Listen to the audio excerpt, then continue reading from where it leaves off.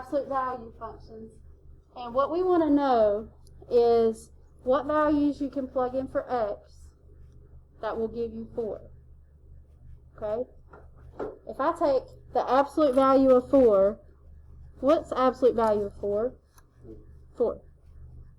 If I take the absolute value of negative 4, that's also 4, right? So what that means on this particular problem is that x equals 4 and x equals negative 4. Most of the questions that you're going to see on the notes today, there's going to be 2 answers. Okay? There's a couple cases where you're not going to have 2 answers, and I'll show you that when we get there. But most of the time you're going to have 2 answers, and that's because both of those will give us 4. So when I look at the next one, the next one's a tricky one. I'm going to star it because it's tricky and because it's different from the rest. The absolute value of x is negative 4. The thing that you should know is that absolute value is never negative. Okay? Absolute value could be positive, but absolute value is never negative. And so what that means is that this particular problem does not have a solution. Okay? It's no solution because it's never negative. Okay? Now, this one was quick and easy because it was the absolute value of x equals 4. But most of the rest of the problems are going to look like equations. Okay? So what you do to solve the equations is you set up 2 different problems. One problem is exactly the way it's written with a positive. And then the other problem is the other way it's written, except you change the sign of whatever's on the other side of the equals. So you write it down exactly the way it is, and then you write it down and put a negative on it. Okay? To finish the question, you just solve both pieces. So I'm going to add 12 on both sides. In this case, I get x is 21. I'm going to add 12 on both sides here, and I get 3. And so 21 and 3 are my answers. Okay, so we're going to make 2 equations here. Okay, so we make x minus 3 equals 10. And then our other equation is x minus 3 equals negative 10. And then we solve them. So I get x by itself. And what do I do on both sides? Add 3.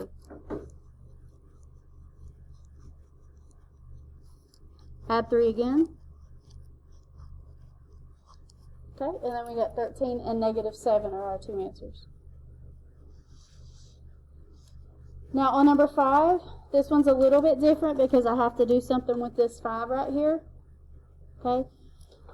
Another important information that you need to know is that you have to get the absolute value by itself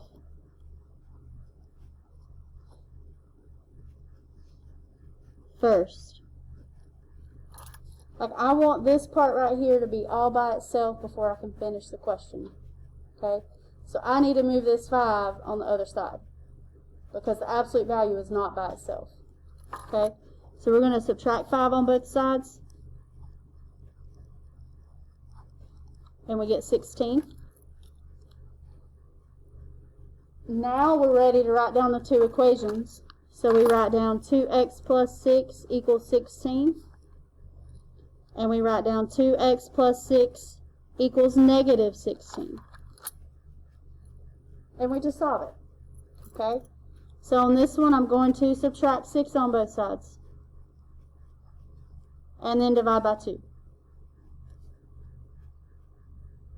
On this one, I'm going to subtract 6 on both sides.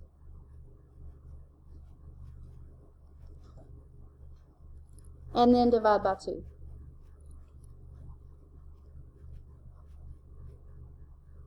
And then that gives me my 2 answers, 5 and negative 11.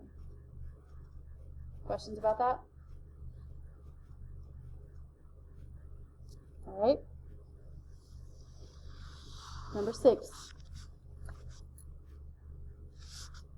First question to consider, is the absolute value by itself? Yes, it is. This whole absolute value is by itself. Okay? So now I'm going to just write two equations. I'm going to write x over 3 equals 9, and then x over 3 equals negative 9.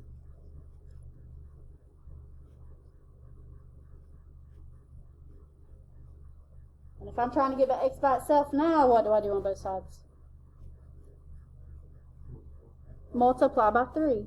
Because right now it's being divided. So I want to do the opposite. And so I want to multiply by 3. When I multiply everything by 3, those go away, and you get x is 27. And then you get x is negative 27.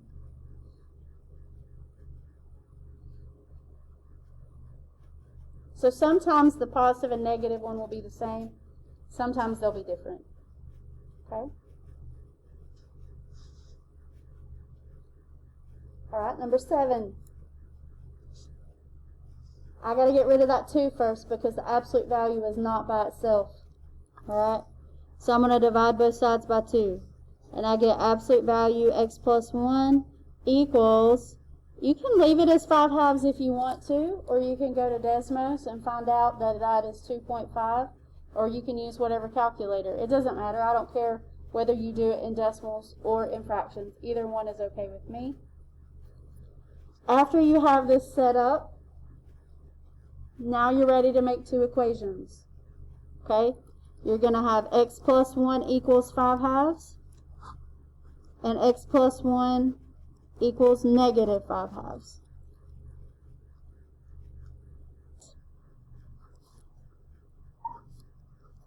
And then when you subtract 1, you're going to end up with 5/2 minus 1, which I think comes out to be 1.5. And then negative 5/2 minus 1 come out to be negative 3.5. And if you have fractions or decimals there, it's okay. I don't care which way you write it. Either way will be fine. Alright, let's look at another one. Number 8. First step, we got to get this absolute value right here by itself. So I'm going to subtract 4 on both sides.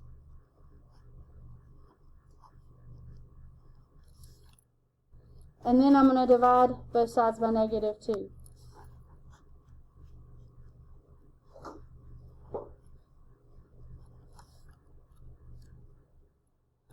I'm going to put another star by this one because something about this one's tricky.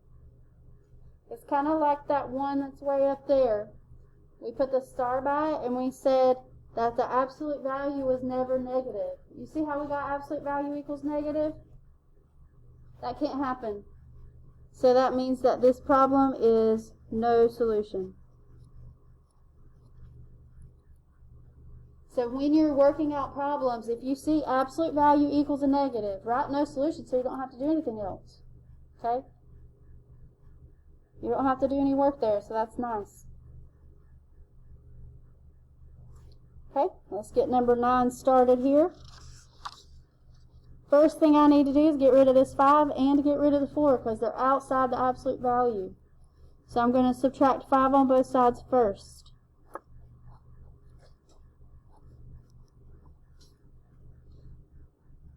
And then I'm going to divide both sides by 4.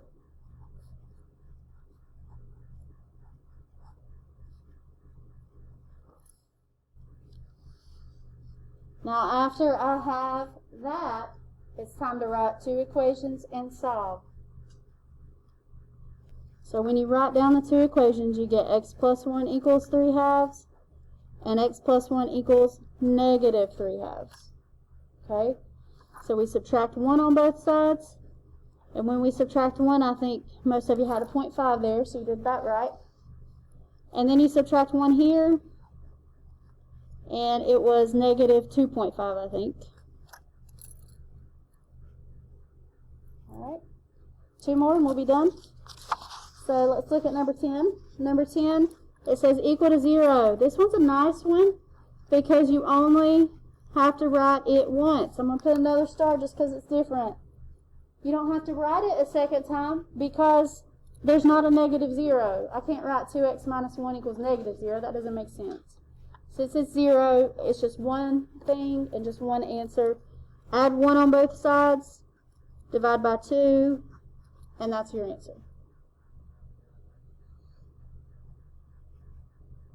Okay, last one is the most tricky, but we need to talk about it anyway. What we do is we do x plus 2 equals that, just like we have been. And then our other one, when we change the sign on this side, we change everything. Okay? We change the 3x, and we change the negative 2. Okay? And then we have to solve them both. Solving it's a little bit tricky because we've got x's on both sides. So we want to subtract 3x on both sides. You get negative 2x plus 2 equals negative 2. And then we're down to a problem we know how to solve. And then we divide. Over here, we're going to add 3x on both sides.